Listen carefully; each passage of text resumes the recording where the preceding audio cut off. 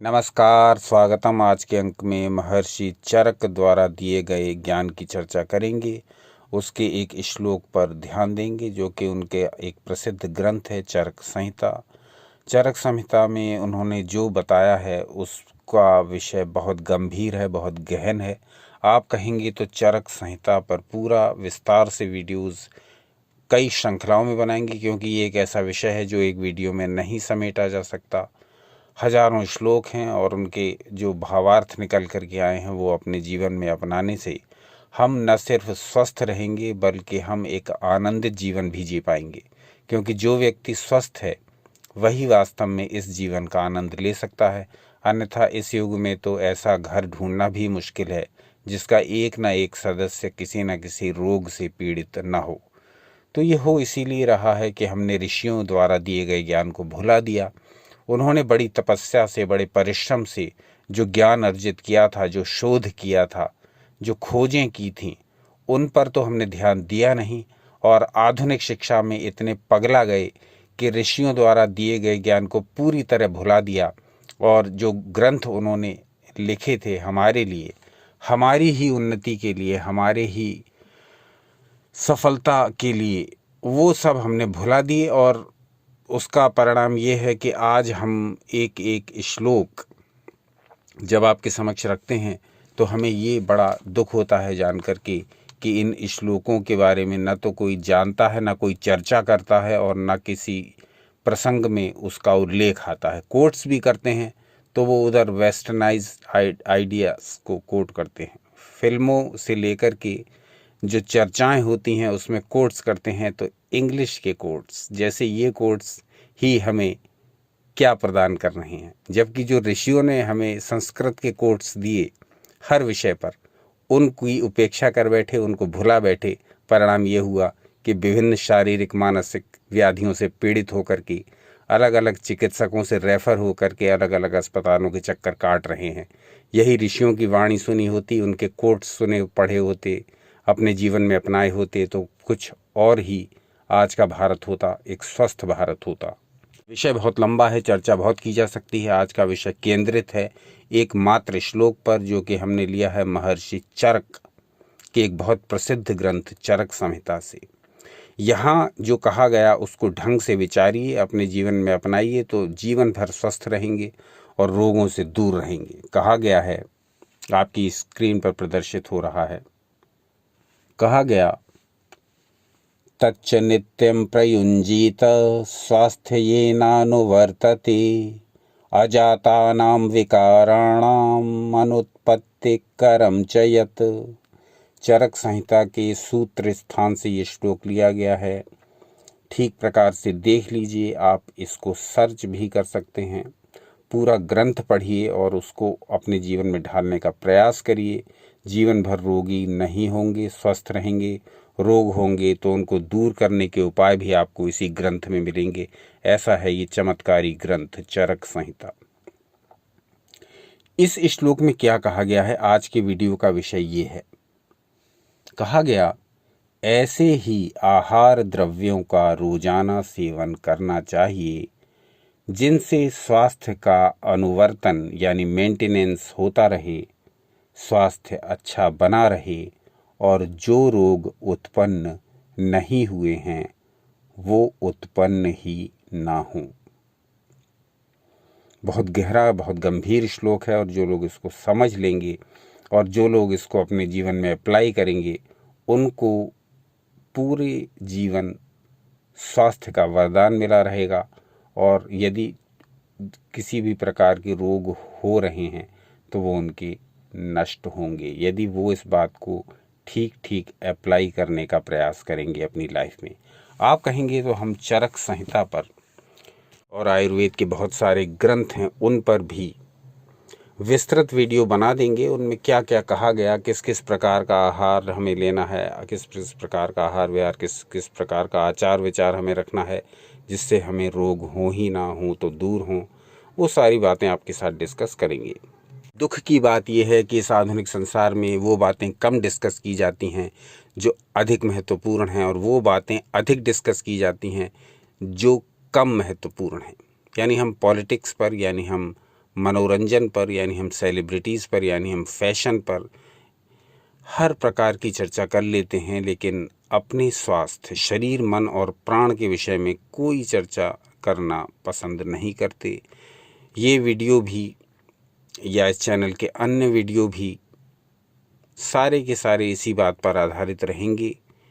ये मनोरंजन चैनल नहीं है, ये जानकारी देने वाला चैनल है। ये हमारे ऋषियों की खोज, उनके शोध को सम्मान देने वाला, उनको प्रमाणित करने वाला और उनको आप तक पहुंचाने वाला चैनल है। हम अपने इसी प्रयास को निरंतर जारी रखेंगे। आज का अंक है महर्षि चरक द्वारा कहे गए एक वाक्य पर ध्यान देकर के कैसे स्वस्थ रहें, इसी विषय पर मंथन करने का। तो कहा गया कि हमें ऐसा आहार लेना चाहिए जिससे हमारे शरीर का मेंटेनेंस होता रहे। अब आहार के बारे में जब चर्चा करते हैं तो आहार कई प्रकार का होता है। आहार वो भी होता है जिसे हम भोजन समझते हैं, जिसे हम पेय पदार्थ समझते हैं। जो भी हम खाते हैं, जो भी हम पीते हैं, वो सब आहार है शरीर के लिए। परंतु मन के लिए भी आहार होता है। जो हम देखते हैं, जो हम सुनते हैं, जो हम विचार करते हैं, वो मन का आहार है। तो आज से ही इस बात को ठीक से विचारिए कि हम क्या खा रहे हैं, हम क्या पी रहे हैं, हम क्या देख रहे हैं, हम क्या सुन रहे हैं, हम क्या सोच रहे हैं। ये सब कुछ आहार है और इस पर निर्भर है हमारा जीवन, आपका जीवन। जो भी ग्रहण करेंगे वही शरीर में जाकर के, वही मन में जाकर के हमारे जीवन को बनाएगा। जिस भी प्रकार का भोजन ग्रहण कर रहे हैं, जिस भी प्रकार के पेय पदार्थ ले रहे हैं, जिस भी प्रकार का मनोरंजन कर रहे हैं, जिस भी प्रकार का पढ़ रहे हैं, वो सारा का सारा है आहार ही जाएगा अंदर ही, चाहे मन में जाए चाहे शरीर में जाए, और वो करेगा अपना प्रभाव उत्पन्न ही। तो आज से ही इस बात को ठीक से ऑब्जर्व करिए कि क्या हम खा रहे हैं, क्या हम पी रहे हैं, क्या हम देख रहे हैं, क्या हम पढ़ रहे हैं, क्या हम सुन रहे हैं, और क्या वो किसी भी रूप में हमारे शरीर को, हमारे मन को प्रभावित कर रहा है, यानी नकारात्मक रूप में या सकारात्मक रूप में। ये हमें ही देखना है, क्योंकि जीवन हमारा है, हमें ही इसको बनाना है, हमें ही इसको संवारना है। आधुनिक युग में हो ये रहा है कि भेड़ चाल चल रही है। जैसा दूसरे लोग कर रहे हैं, उनकी देखा देखी काम हो रहा है, वैसा ही फैशन, वैसा ही भोजन, वैसा ही पेय पदार्थ, वैसा ही थिंकिंग, वैसा ही चलना फिरना, वैसा ही उठना बैठना, वैसा ही लाइफ स्टाइल, मतलब जो ट्रेंड में है। अब यहाँ ट्रेंड के चक्कर में ये भूले जा रहे हैं कि ऋषियों ने क्या बताया हमारे भले के लिए। वो कहाँ गया, वो ज्ञान कहाँ है, उसको अप्लाई कौन कर रहा है? तो जो अप्लाई उस ज्ञान को करेगा उसको स्वयं ही लाभ होगा। ये अच्छी तरह ध्यान रखिए। सब किए का कर्तव्य है, सब कर्मों का फल है। उल्टा सीधा खाएंगे, भुगतना हमें पड़ेगा। उल्टा सीधा पिएंगे, भुगतना हमें पड़ेगा। उल्टा सीधा विचार, उल्टे सीधे, चाहे वो सोशल मीडिया से आए हुए वीडियोस हों, विचार हों, या अन्य माध्यमों से आए हुए, वो जाएंगे हमारे आपके भीतर ही। कितना किस बात को ग्रहण करना है, ये विचारणीय विषय है। न सिर्फ विचारणीय है बल्कि ये बहुत प्रैक्टिकल विषय है, व्यवहार में भी है। व्यवहार में भी आप देखते होंगे कि जब आप अपनी प्रकृति के अनुकूल खाद्य पदार्थ नहीं लेते, अपनी प्रकृति के अनुकूल पेय पदार्थ नहीं लेते, तो तुरंत आपका शरीर विद्रोह करके आपको ये समझा देता है कि नहीं, ये तुमने गलत खा लिया, ये तुमने गलत पी लिया, ये तुम्हें नहीं खाना था, ये तुम्हें नहीं पीना था। उसी प्रकार से मन है। मन विद्रोह एक साथ नहीं कर पाता है जिस प्रकार से शरीर कर देता है। वो अब आप जैसे भी विचार उसके अंदर ठूंसते जाते हैं, वहाँ एकत्रित होते जाते हैं। ये तो बाद में आपको पता लगता है कि अरे ये चीज़ें हमें इससे पता करके कोई लाभ नहीं, बल्कि हमें दूसरी चीज़ें पता होनी चाहिए थी जो हमारे जीवन को उन्नत बनाती, जो हमें स्वस्थ करती। बहुत गहरा विषय है, बहुत गंभीर विषय है। आप कहेंगे तो इस विषय पर बहुत विस्तार से चर्चा करेंगे। महर्षि चरक द्वारा, महर्षि सुश्रुत द्वारा, महर्षि वाग्भट्ट द्वारा और अन्य महर्षियों द्वारा बहुत बड़े बड़े ग्रंथ लिखे गए हैं इसी स्वास्थ्य को मेंटेन करने के ऊपर, इसी हेल्थ को बनाए रखने के ऊपर। तो उनको यदि जान लें तो सारा जीवन स्वस्थ रह सकते हैं, क्योंकि सारा ज्ञान हमारी जीन्स में है, हमारे ऋषियों ने हमें बताया है। ये अलग बात कि हम उन्हें भूल गए, आधुनिक शिक्षा के बहाव में उनका प्रयोग नहीं कर रहे, वो एक अलग बात है।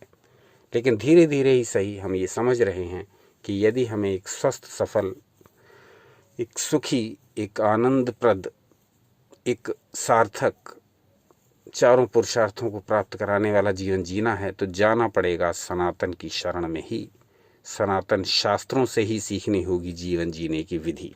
इसके अतिरिक्त हम करके देख चुके हैं, उनकी उपेक्षा करके भी हम देख चुके हैं, उसके परिणामों को भी हम भुगत ही रहे हैं। तो आज का अंक केवल ये आपको समझाने के लिए बनाया गया।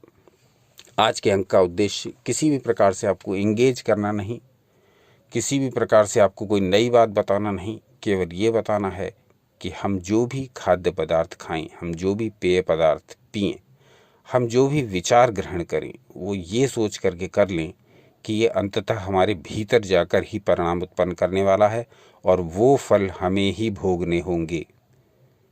तो इन सब बातों को ध्यान में रखते हुए ही अपनी जीवनचर्या चलाएं, अपनी दिनचर्या चलाएं।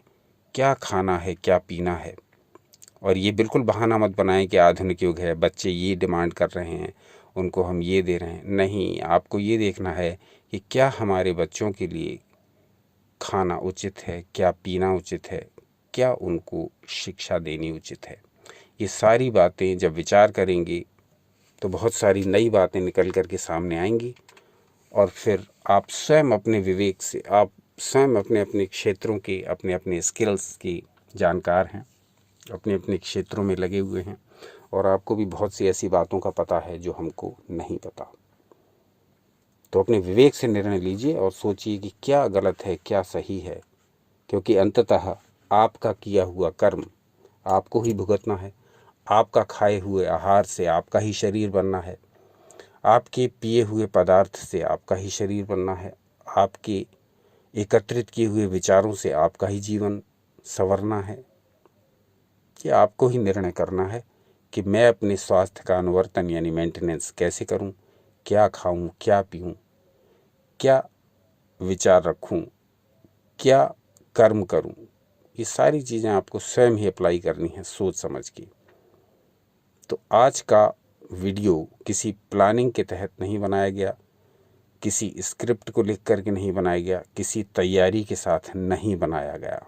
ये पूरी तरह स्वानुभूत है, पूरी तरह एक अंदर से स्फुरण हुआ कि ये बात आपसे शेयर की जाए। शास्त्र पढ़ते पढ़ते अचानक ये श्लोक हमारे सामने आया। अगला अंक जो होने जा रहा है वो प्राण विद्या का दूसरा अंक है। प्राण विद्या के पहले अंक को आपने बहुत प्यार दिया, बहुत सम्मान दिया और बहुत प्रचार भी आपने किया, स्वयं से शेयर भी उसको खूब किया, लाइक भी किया। और हम ये कहते नहीं लेकिन आप स्वयं ही करते हैं, क्योंकि हम जानते हैं कि ये आपका ही उत्तरदायित्व है, क्योंकि आपको पता है क्या किस प्रकार के ज्ञान का प्रचार उचित है और नहीं, आपको पता है। तो अपनी आत्मा के स्फुरण से ही आपने इस प्राण विद्या वाली वीडियो को स्वयं से ही लाइक किया, स्वयं से ही शेयर किया। उसी प्राण विद्या के विषय में और बहुत गहरी गंभीर जानकारी लेकर के दूसरे अंक में आ रहे हैं, जो कि होगा अब इस चैनल पर। अगला वीडियो प्राण विद्या भाग 2। आज का वीडियो कैसा लगा ये अवश्य बताइए। प्राण विद्या के विषय में और क्या जानना चाह रहे हैं ये अवश्य बताइए। अपना अमूल्य समय हमें देने के लिए हार्दिक धन्यवाद। सनातन शास्त्रों से जुड़े रहें, सदा आनंदित एवं